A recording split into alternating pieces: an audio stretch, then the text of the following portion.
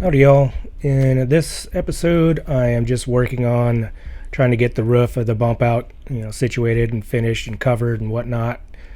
You can see I'm just putting up just little 2x4 cutoff blocks here in a random spacing pattern because I'm trying to make an eave without actually making a legitimate eave, but I don't want the water flowing just straight down the walls, which is pretty much the reason most of these old trailers, disintegrate so fast is because water just runs straight down the walls. But so I figured if I just do a 2x4 block and then face it with another 2x4, you get about 3 inches of an eave.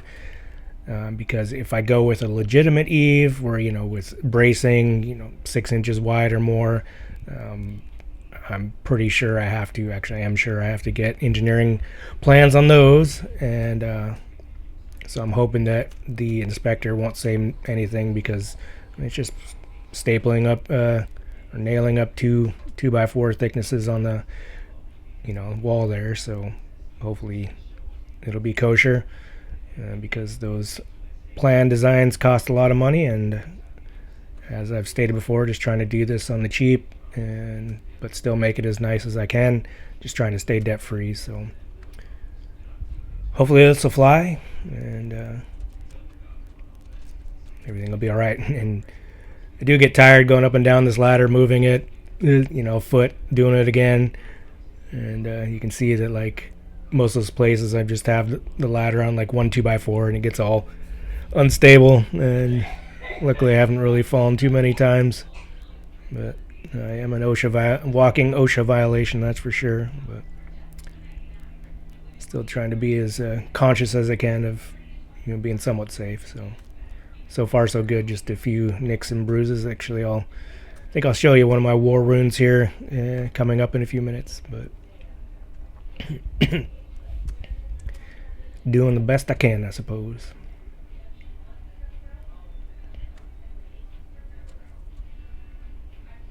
Yep, just trimming off the piece here and giving it a thumbs up.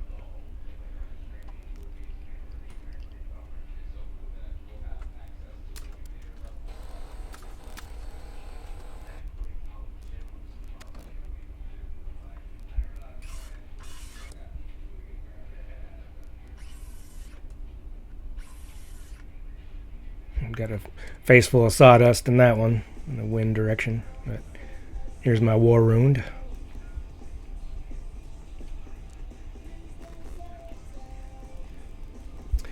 There it is. Yeah, the metal sheeting from the roof to the left, hanging down, and I have to kind of duck around it, and wasn't looking, and caught the corner of it right under my head there, and pretty sharp. So learned my lesson.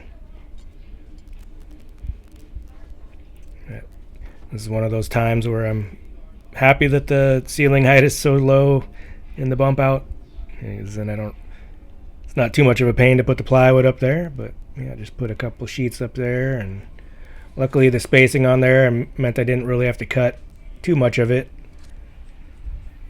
I think the first one fit on the end of a 2x4 where I didn't have to cut any of it, but the second one was a little in between, so I did have to cut it. But just going up there and screwing it down.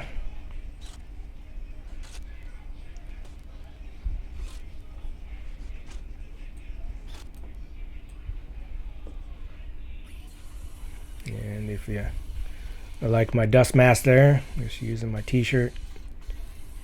When I'm only making a cut or two, that's what I use.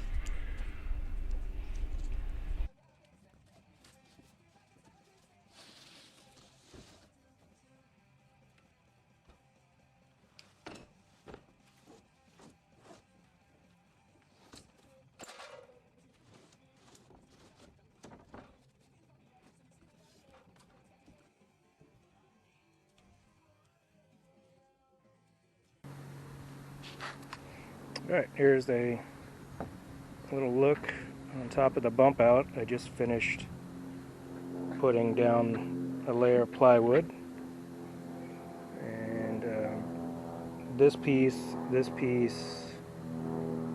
this piece were standard 4x8 sheets, but during the Rona surge in prices for plywood, I was able to find some from a guy that was selling off-size sheets. They were like 3.5 foot by 7.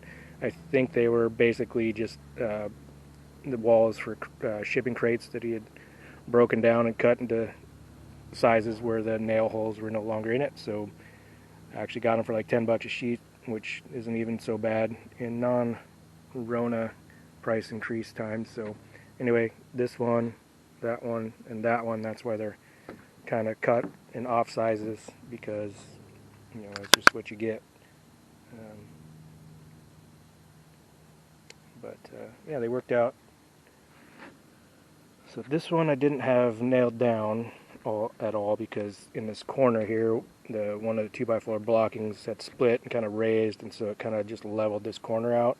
So the water will not really pool up there, but it won't flow off as well. So I'm going to take it off real quick and shave down the block that was pushing it up, so it at least has that little slope, because it is a really low sloped roof to begin with.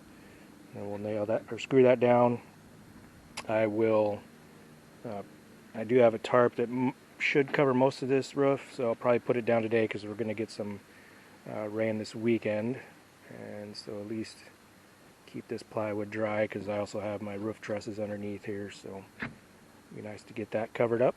And then over here, just a look at the stock roof, and we'll keep it as is for now. Hopefully I can get to it before winter comes, but I have a feeling I'll not be able to do that, so I will be working on finishing repairing all the rotten sections in the walls there, and then putting the roof trusses up to this point, cover it with plywood so that I can at least put a tarp over it.